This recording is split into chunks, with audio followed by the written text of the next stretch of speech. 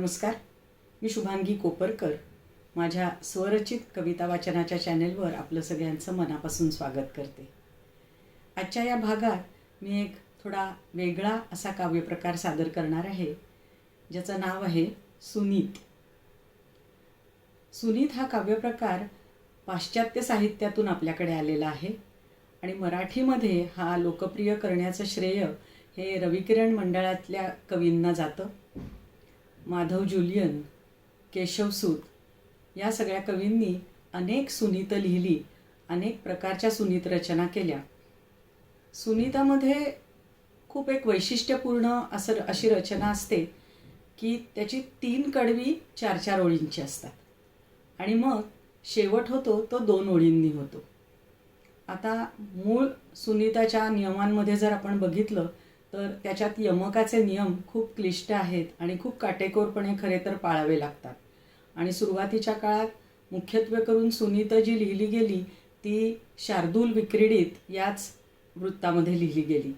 पण नंतर विंदा करंदीकरांनी याच्यामध्ये एक मुक्त सुनीत नावाचा प्रकार रूढ केला आणि ज्याच्यामध्ये शार्दूल विक्रीडित खेरीजही इतर अनेक वृत्तांमध्ये रचना करायला लागले कवी आणि यमकाचे नियमसुद्धा शिथिल केले गेले.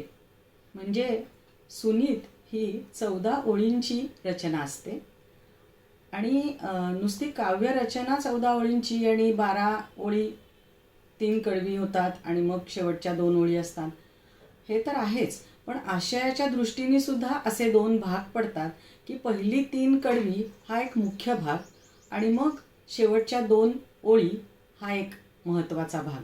पहिल्या 3 कडव्यांमध्ये एखादी भावना किंवा एखादा विचार हा अत्यंत उत्कटपणे मांडला जातो आणि मग शेवटच्या 2 ओळी ज्या असतात त्या या उत्कट भावनेला अधिक तीव्र करणाऱ्या तरी असतात किंवा एकदम कलाटणी देणाऱ्या तरी असतात.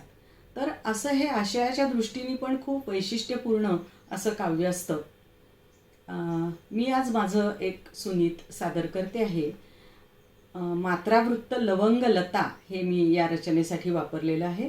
लवंगलता या मात्रावृत्तात पद्मावर्तनी मात्रावृत्त आहे. 8 अधिक 8 अधिक 8 अधिक 4 अशा एकूण 28 मात्रा असतात. म्हणजे मोठ्या बहराचं वृत्त आहे, मोठ्या मोठ्या ओळी आहेत त्याच्यात. ऐका. 7 स्वरांचे घेऊन संचित कोणी जन्मा येई, तालसुरातून जीवाशिवाचे नाते विणले जाई. कोणी लिहिती दंग होऊनी ओळी अर्थप्रवाही, शब्दमोहिनी त्यांच्यावरती भान कशाचे नाही. समाधिस्थ होऊन मांडतो खेळ कुणी रेषांचा, तल्लीन होऊन प्रवास त्याचा केवळ स्वानंदाचा. फिरे कुंचला पटलावरती रंगभूल पसराया, वेड अनाहत रंगांचे अद्भुत रंगांची दुनिया. अशी विलक्षण नशा कलेची काय दाखला द्यावा, वाटे प्रत्येकास कलेचा जीवलग संग मिळावा. जगास विसरून वेड कलेचे कवटाळून हृदयाशी, जगास विसरून वेड कलेचे कवटाळून हृदयाशी, कलावंत धुंदीत विहरतो प्रतिभेच्या आकाशी.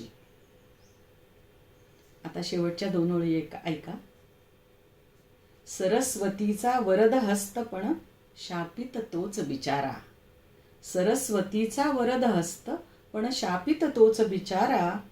कैफ कलेचा इतका असूनी हाती त्याच्या मदिरा, कैफ कलेचा इतका असूनी हाती त्याच्या मदिरा. लवंगलता या मात्रावृत्तातलं हे सुनीत तुम्हाला कसं वाटलं हे नक्की कमेंटमध्ये मला लिहून कळवा. पुन्हा पुन्हा भेट द्या माझ्या या चॅनेलला. लाईक करा, शेअर करा, सबस्क्राईब करा. धन्यवाद.